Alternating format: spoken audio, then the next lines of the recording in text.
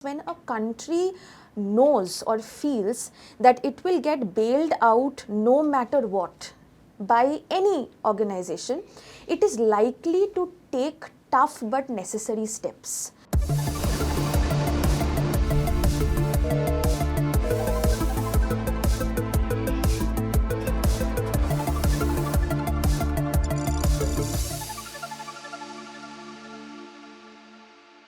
Hello and welcome to another edition of Capital Calculus. I am your host Anil Padmanabhan.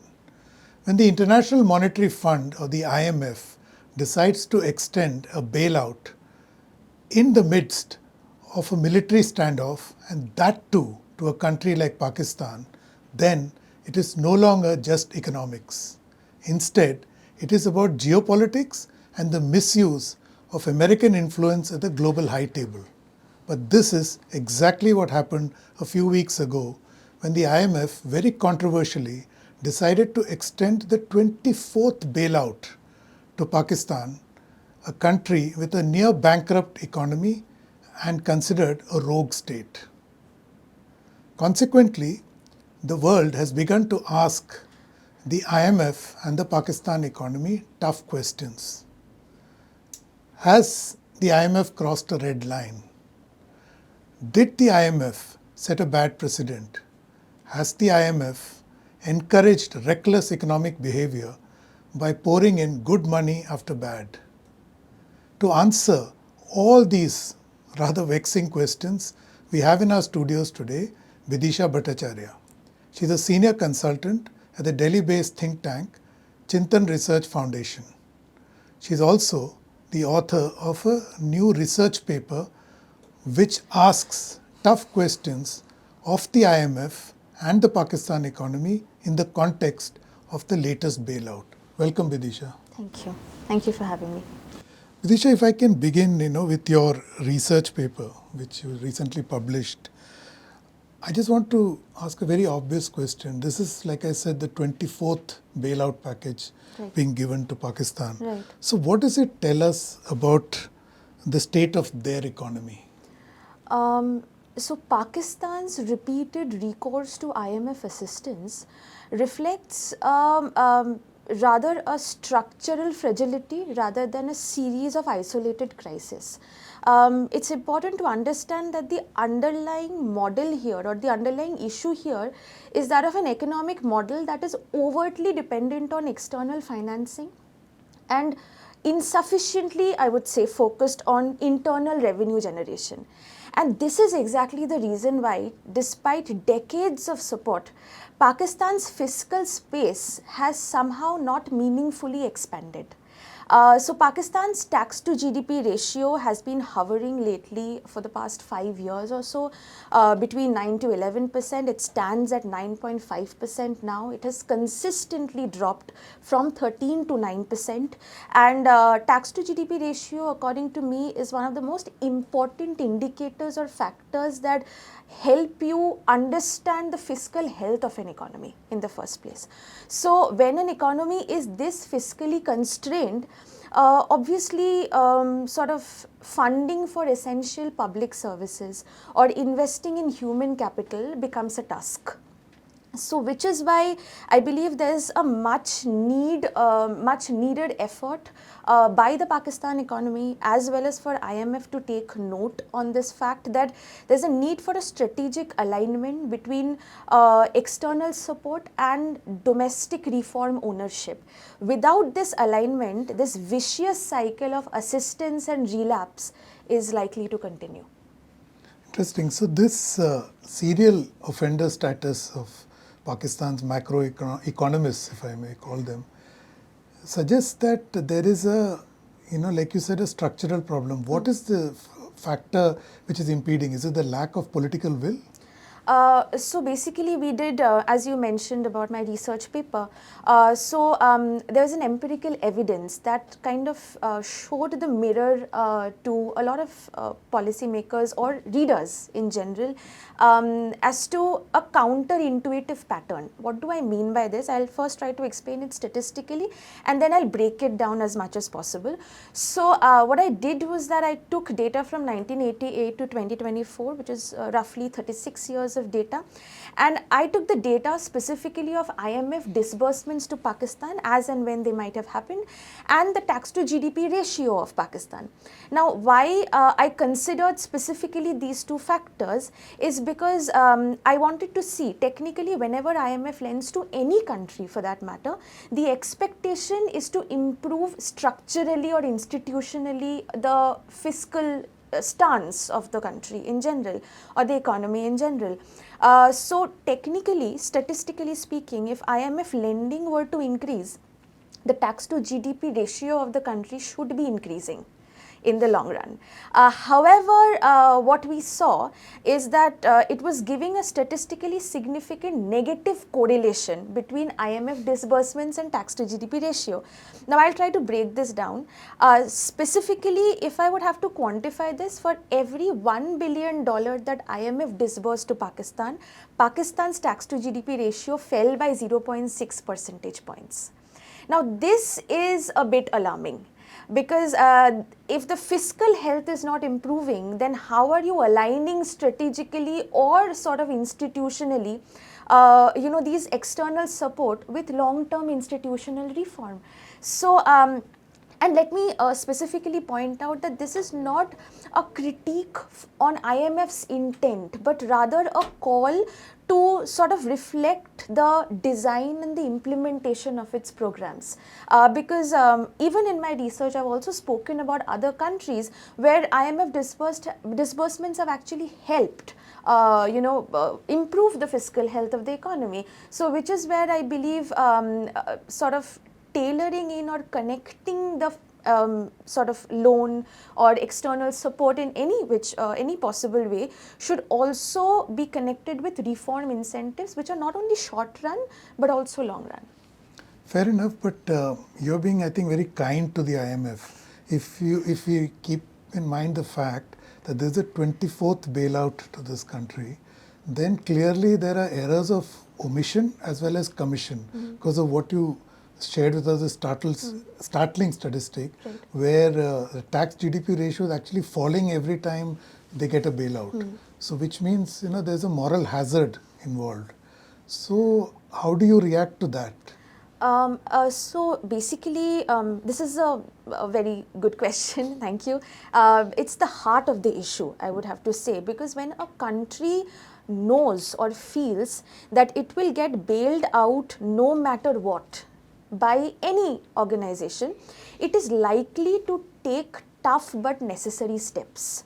That is the very definition of moral hazard in the first place. So, which is why I would specifically say, and why am I mentioning that, it is not a critique to IMF's intent, because I would like to speak about another analysis that I did with Georgia in my study as well. So, we have to go back to 2000s, the early 2000s, when Georgia was experiencing a crisis, and IMF reached out for because it was undergoing a macroeconomic urgency, and IMF reached out and lent a significant amount of money. But Georgia saw this as an opportunity to clean up its system. What Georgia exactly did was that it simplified its tax code, it fought corruption, it built trust within the government. Now, I would like to draw an analogy. With the current situation in Operation Sindoor, there were a lot of social media posts that were doing rounds, and one of them were my absolute favorite, where a couple of people were saying that now we can happily pay taxes to the government because we know where the money is going. So when you build trust within the government, automatically your tax collection increases, and that's exactly what happened with Georgia. The tax collection shot up, investor confidence increased, so automatically the tax to GDP ratio increased, and so much so that if I talk about 2003, Georgia's tax to GDP ratio was around 13%, and by 2008 it was 25%.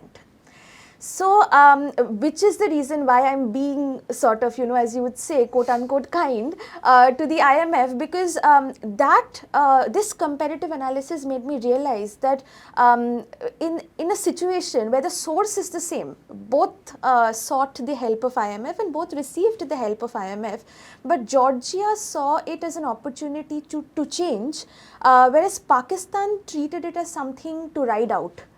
So I would say the big difference is two words here. I would like to call it as political will. So for any country for that matter, as they worked on simplifying their tax system, fighting corruption, Pakistan's approach has always been more crisis driven and less reform led, I would say, specifically, and which is why most of the reforms that they, which would be extremely beneficial for their economy or any economy for that matter, what happens to them is what I call the 3 Ds, delayed, diluted and dropped altogether. So, which is specifically why, the moral hazard, and yes, IMF does also have a very important responsibility here, that going forward, sort of making sure that financial transparency is taken care of. There is local ownership, there is regular monitoring of these programs, because that will not only protect the credibility of IMF programs, but also make sure that the money is ultimately helping with the financial or the fiscal status of the economy. So what you're telling us is the problem is not with the doctor, problem is with the patient. Absolutely. Who refuses to follow the prescription. Yes. And so the doctor has to be stricter then. Correct. Yeah. That's my point. Correct. So the IMF has not been strict in the case of IMF. They've cut them slack, and you may not say it, but I would say it is largely the influence of the United States, which controls the IMF board, which has allowed this slack to build into the system. I just want to, but at the same time, come back to the doctor, the IMF. To be fair to them, in this latest loan, they have put up a list of serious conditionalities which actually contribute to what you're saying, to improve the tax to GDP ratios.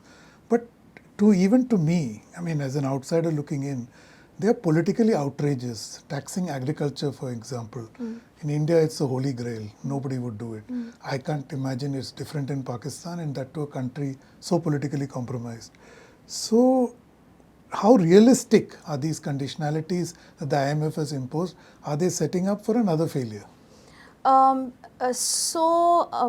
would like to give this answer from two perspectives, from IMF's perspective and then from Pakistan's perspective. And as you rightly mentioned about, not only fiscally constrained but also politically constrained economy, which has a fragile system in general.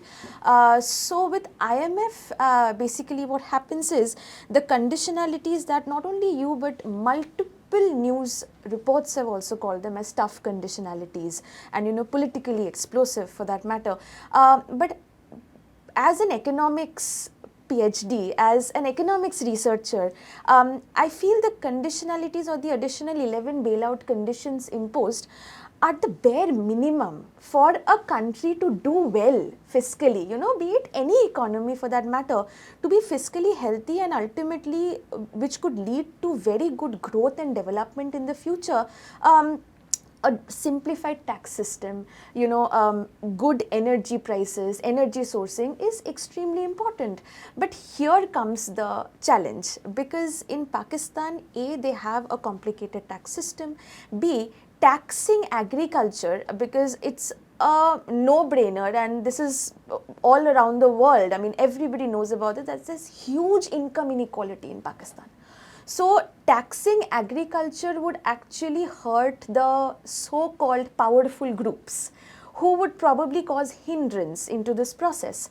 And then coming to the other side, the everyday people, if you raise energy prices or raise gas prices, that would hurt the everyday sort of laborer who is already battling with inflation in the Pakistan economy.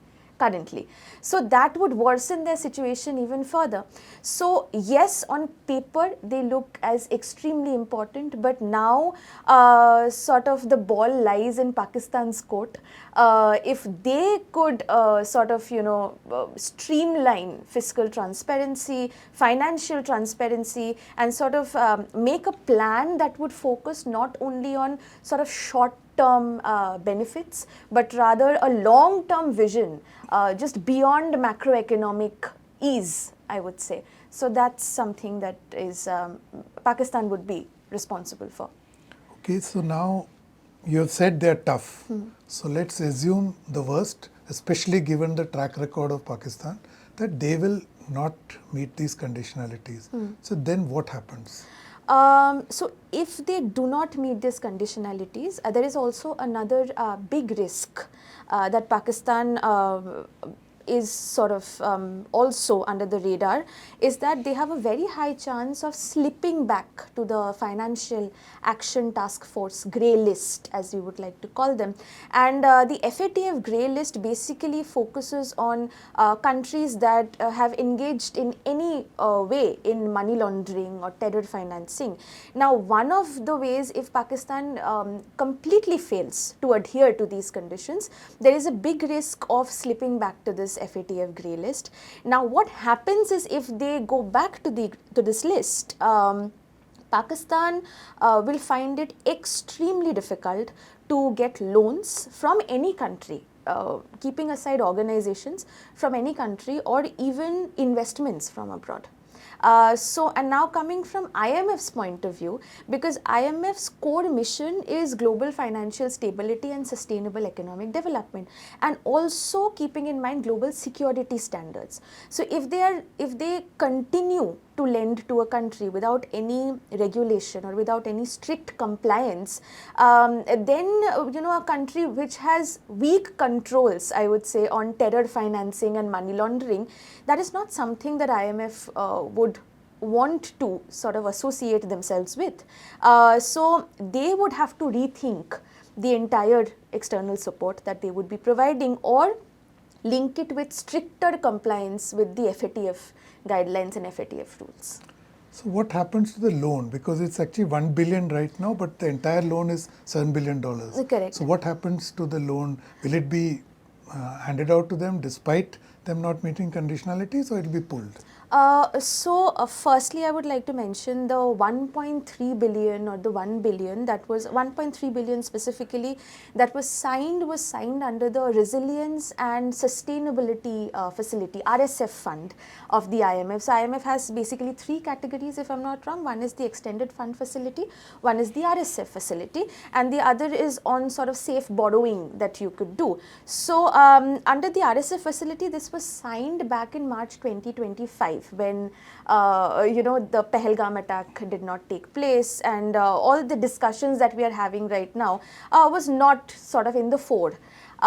Which is where, because it was already signed in March 2025, now there are two possible ways. One is, of course, the member countries in IMF, if they vote against this decision, then definitely IMF will have to withdraw. Or in another way, IMF's own articles of agreement mention that if any country sort of engages themselves in cross-border aggression, or in case of Pakistan, quote-unquote terrorism, then this fund or disbursement can be delayed. With, again, mentioning stricter compliance, stricter conditionalities. So I believe that, I'm hoping that IMF will keep these pointers in mind, and I have a lot of faith after these 11 additional conditions that were rolled out, because the paper that we are talking about was published around the 10th or 11th of May, after it was all over in the news that IMF is going to help disburse around 1 billion to Pakistan. And it specifically focused, not only the tax to GDP ratio, but the fiscal structure, fiscal health, fiscal stance of Pakistan, and how IMF should rethink with data analysis. And the best part about those 11 additional conditions is all of them focused on the fiscal structure of Pakistan in some way or the other. So I would say that there's something to be hopeful about, but we have to wait and watch. Okay. I just want to clarify, you said under the loan conditionalities, if a country indulges in cross-border terror or cross-border fight, is in the loan agreement? Not the loan agreement. So IMF has their articles of agreement where the special drawing rights or any kind of disbursement that IMF does, definitely if they are disbursing it to a nation or an economy or a country which is sort of participating in any kind of cross-border aggression, then definitely IMF holds back. IMF has to sit for a discussion and decide as to whether the entire amount needs to be disbursed or sort of a portion of it or delayed. So yeah. Has it ever happened in the past that a country's loan has been denied midway because of it's been discovered that they are either indulging in terror financing or cross-border terror like Pakistan? Not to my notice, but of course, I mean, there are, IMF as an organization, just like any other global institution, works or operates on a very complex landscape, which has to do with economics, has to do with politics, but also has to do a lot with strategy. So, which is where, of course, as a researcher, I would be specifically, as an economic researcher, I would be able to tell you from the economics point of view, from the data point of view, that Pakistan is not the only nations per se, not in terms of cross-border terrorism, but it has been seen as a habit that any country that is prone to getting bailed out, recurrent external financing is happening, the tendency to adhere to strict guidelines or take necessary steps for structural reform, long-term reform, kind of reduces. And there are multiple examples of that kind. There's Somalia as well, who has also suffered in this format. I mean, not specifically from IMF, but in general from external financing. So yeah, that's something that needs to be taken care of. So finally, I want to ask you go back onto the moral hazard issue. The controversy surrounding this IMF loan also puts the doctor under scrutiny, in this case the IMF. So for me, looking at it as a commentator, it looks very clear that India objected very vocally at the board meeting, but obviously the United States, which controls the IMF, weighed in on the whole decision. So was it clearly politics that swayed the decision, or was it economics that drove this entire loan? So I don't think, from a politics point of view, because even when the 11 bailout conditions were introduced, additional conditions were introduced, IMF very specifically said that, we strongly condemn any kind of cross-border aggression, and therefore these conditions have to be necessarily met. And any kind of